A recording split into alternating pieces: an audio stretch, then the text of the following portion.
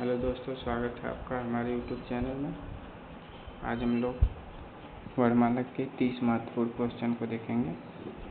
इसमें हमारा पहला क्वेश्चन है, हिंदी वर्णमाला में कुल कितने वर्ड होते हैं? कुल कितने वर्ड होते हैं? 52। Option A. हमारा अगला क्वेश्चन है, हिंदी वर्णमाला में कितने स्वर माने जाते हैं? तो कितने स्वर माने जाते हैं? 11। Option A. ऑप्शन इसमें बी दिया है जो गलत है। ठीक है दोस्तों, हमारा अगला क्वेश्चन, हिंदी वर्णमाला में कितने व्यंजन होते हैं? तो व्यंजन की संख्या 33 होती है। ठीक है दोस्तों, ऑप्शन ए।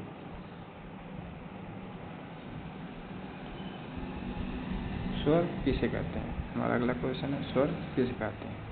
तो स्वर किसे कहते हैं जिसका उच्चारण बिना किसी सहारे के हो? Option A. ठीक है दोस्तों,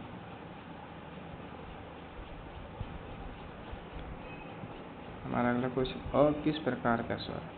तो अ किस प्रकार का स्वर है? अ एक ह्रस्व स्वर है। तो ऑप्शन बी सही। हमारा अगला क्वेश्चन, ह्रस्व स्वर कितने होते हैं? तो ह्रस्व स्वर कितने होते हैं? 5। ठीक है दोस्तों, दीर्घ स्वर कितने होते हैं? अगला क्वेश्चन है, दीर्घ स्वर कितने होते हैं? तो दीर्घ स्वर 6 होते हैं।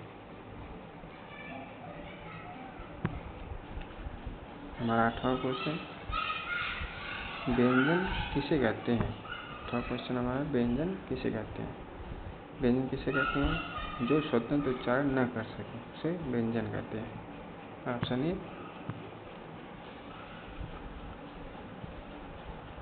हमारा अगला क्वेश्चन, 9वां क्वेश्चन, वर्गीय व्यंजन कितने होते हैं? तो वर्गीय व्यंजन कितने होते हैं? 25।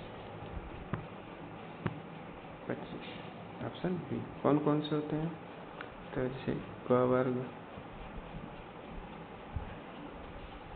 हो गया, च वर्ग हो गया, ट वर्ग हो गया, त वर्ग, प वर्ग। ठीक है दोस्तों, तो ये मिला कितने हो जाएंगे? 25। हमारा अगला क्वेश्चन, अयोगवाह वर्ण कौन से होते हैं? तो अयोगवाह वर्ण कौन से होते हैं? इनकी संख्या 2 है। कौन कौन से हैं? अ और अ। और अ क्या कहते हैं? अयोगवाह कहते हैं। हमारा अगला क्वेश्चन,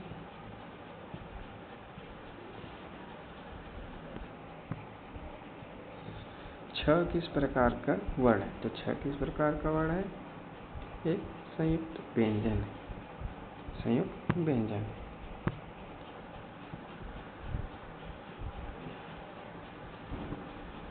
हमारा अगला क्वेश्चन है, हिंदी वर्णमाला का प्रथम स्वर कौन सा है? प्रथम स्वर कौन सा है? अ। Option B. हमारा अगला क्वेश्चन 13 नंबर, हिंदी वर्णमाला का अंतिम व्यंजन कौन सा है? तो व्यंजन पूछा है यहाँ पे। व्यंजन मतलब ये हमारा ऑप्शन सी हो जाएगा, ज्ञान। ठीक है दोस्तों, हमारा अगला क्वेश्चन है, ट किस वर्ग का व्यंजन है? तो ट किस वर्ग का व्यंजन है? अड़ा। अड़ा इसी में आएगा। तो ट जैसे हमने पहले बताया था, क वर्ग, ख वर्ग और च वर्ग, ऐसे करके बताया था। तो ये ट वर्ग, इसे क्या कहते हैं? स्पर्श व्यंजन भी कहते हैं। इसे स्पर्श व्यंजन भी कहते हैं। ये संख्या 25 है। ठीक है दोस्तों, तो हमारा ऑप्शन इसमें सी राइट हो जाएगा। हमारा अगला क्वेश्चन, ल किस वर्ग का व्यंजन है? तो ल किस वर्ग का व्यंजन है? दंत। ठीक है, ऑप्शन सी।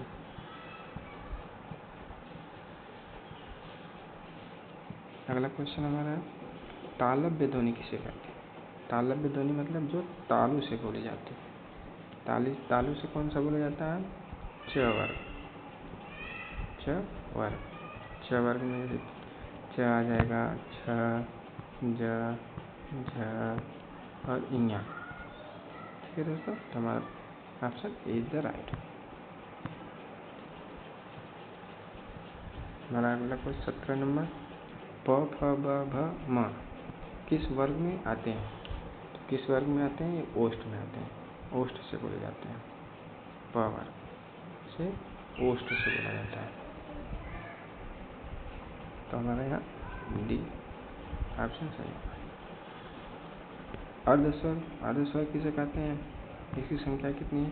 तो अर्धस्वर जो स्वर और व्यंजन के बीच में होता है उसे स्वर अर्धस्वर कहते हैं। तो अर्धस्वर कौन कौन से? य, व, र और ल क्या कहते हैं? अर्धस्वर। इसे अंतस्थ स्वर भी कहते हैं। इसे अंतस्थ भी कहा जाता है। ठीक है दोस्तों, फिर हमारा अगला क्वेश्चन है, श, श और ह किस वर्ग के हैं? तो किस वर्ग में आते हैं? देखिए, इसे ऊष्म व्यंजन भी कहा जाता है और इसे संघर्षी व्यंजन भी कहते हैं। क्या कहते हैं? संघर्षी व्यंजन भी कहते हैं। इसमें इसको बोलने में ज़्यादा मेहनत लगती है। ठीक है दोस्तों, ज्ञ किस प्रकार का वर्ण है? तो अगला क्वेश्चन है, ग किस प्रकार का वर्ण है? तो ग हमारा जो है एक संयुक्त व्यंजन है। ठीक है, ज प्लस ञ से मिलकर हमारा क्या बनता है? ज्ञ। ठीक है दोस्तों, हमारा अगला क्वेश्चन, हिंदी वर्णमाला में अयोगवाह वर्ण होते हैं। तो अयोगवाह आपने बताया पहले 2 होते हैं। कौन कौन से? अंक और अ। हमारा अगला क्वेश्चन है 22 नंबर, स्वर और व्यंजन का सम्मिलित रूप क्या कहलाता है? स्वर और व्यंजन का सम्मिलित रूप क्या कहलाएगा? अक्षर। दोनों से मिलकर बनेगा स्वर और व्यंजन से।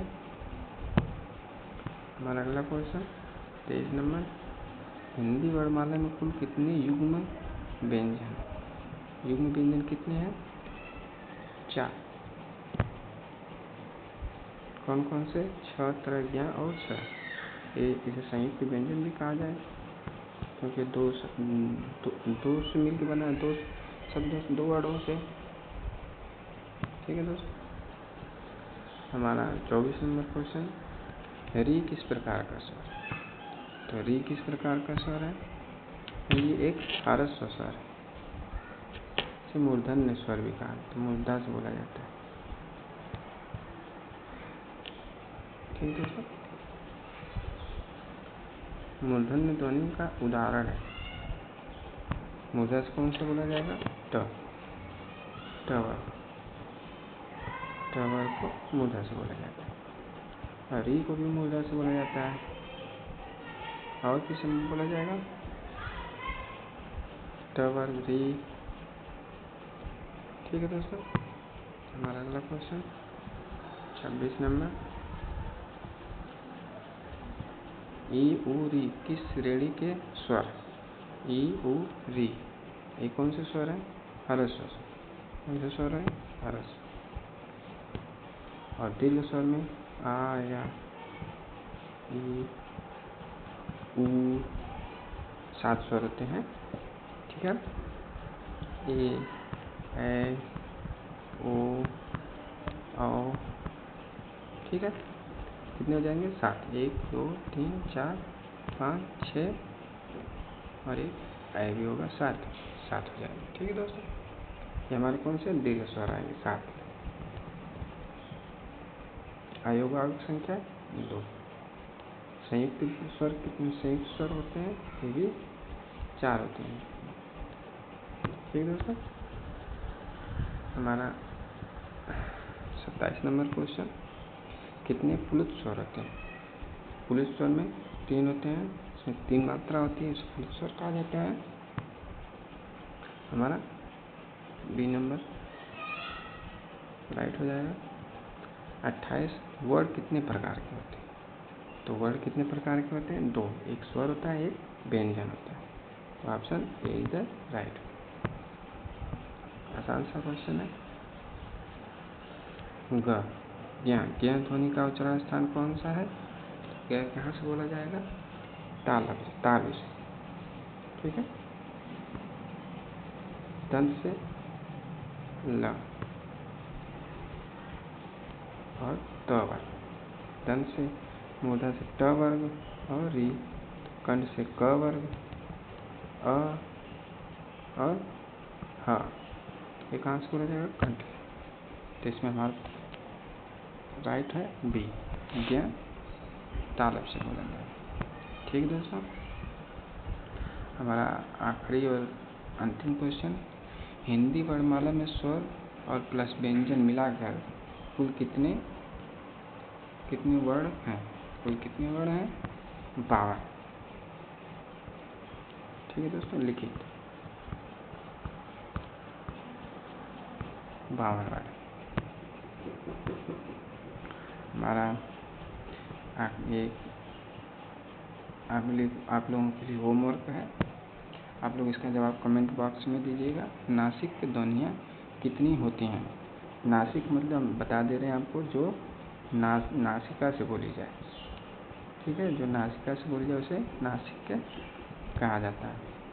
तो आप बताइएगा कमेंट बॉक्स में इसकी संख्या कितनी है। ठीक है दोस्तों, अगर आप लोगों का मेरा सेशन अच्छा लगा तो वीडियो को लाइक और शेयर ज़रूर करें। कमेंट बॉक्स में करिए, बताइए इसका आंसर क्या। ठीक है दोस्तों, धन्यवाद।